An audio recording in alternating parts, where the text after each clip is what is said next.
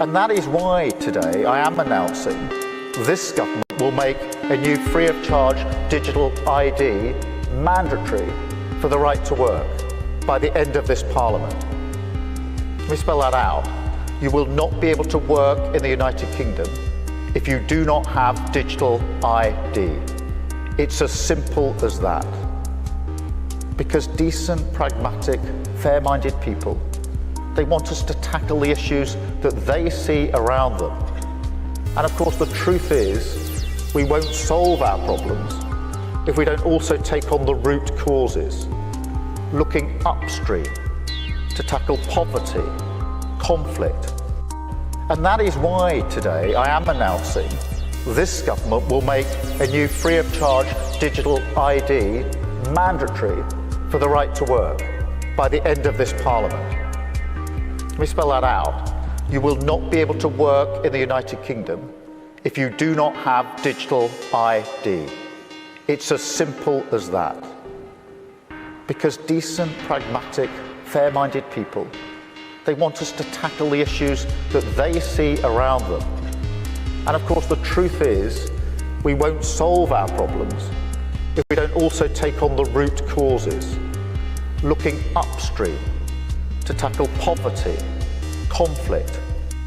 And that is why today I am announcing this government will make a new free of charge digital ID mandatory for the right to work by the end of this Parliament. Let me spell that out. You will not be able to work in the United Kingdom if you do not have digital ID. It's as simple as that. Because decent, pragmatic, fair-minded people, they want us to tackle the issues that they see around them. And of course, the truth is, we won't solve our problems if we don't also take on the root causes, looking upstream to tackle poverty, conflict. And that is why today I am announcing this government will make a new free of charge digital ID mandatory for the right to work by the end of this Parliament. Let me spell that out. You will not be able to work in the United Kingdom if you do not have digital ID.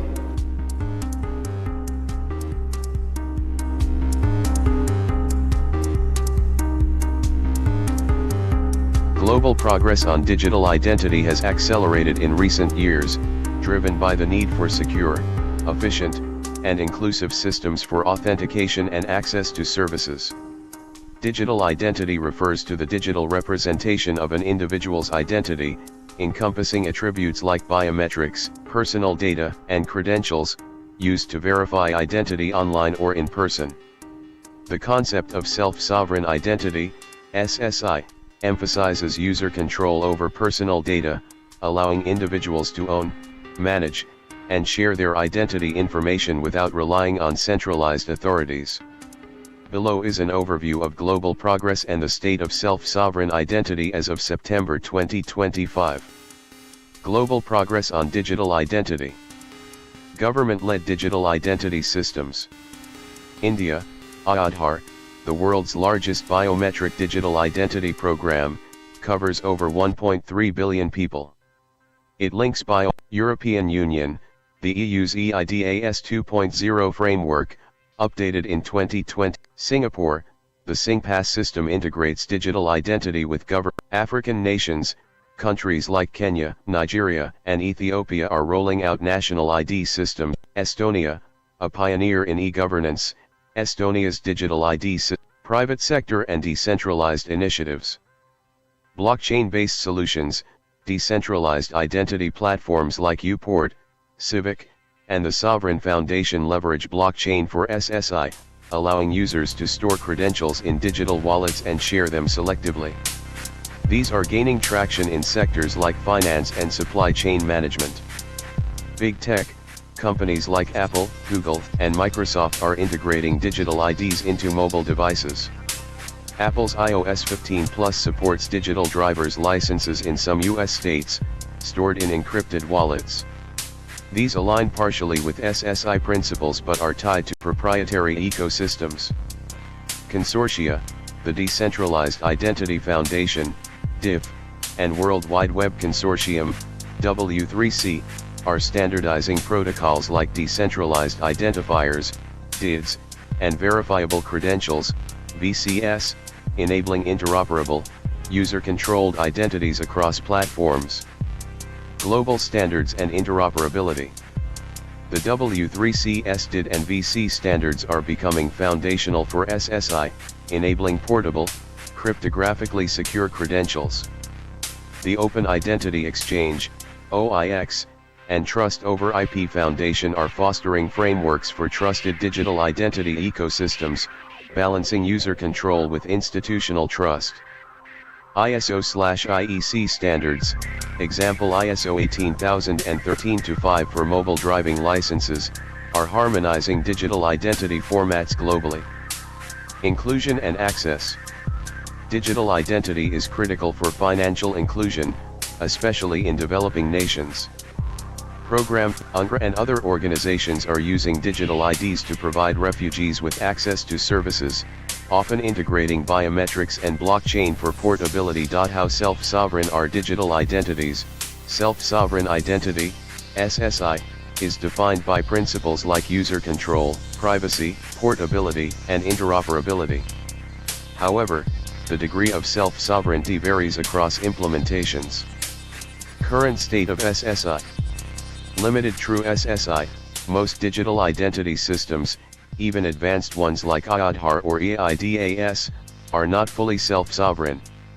They rely on centralized or federated authorities, governments, banks, or tech providers, to issue and validate credentials, limiting user control. Emerging SSI systems, blockchain-based platforms, example Sovereign, Uphold, and DID-based solutions are closer to true SSI. Users store credentials in decentralized wallets, control data sharing via cryptographic keys, and interact without intermediaries. For example, Canada's British Columbia uses SSI for business credentials, allowing companies to share verified data selectively. Hybrid models.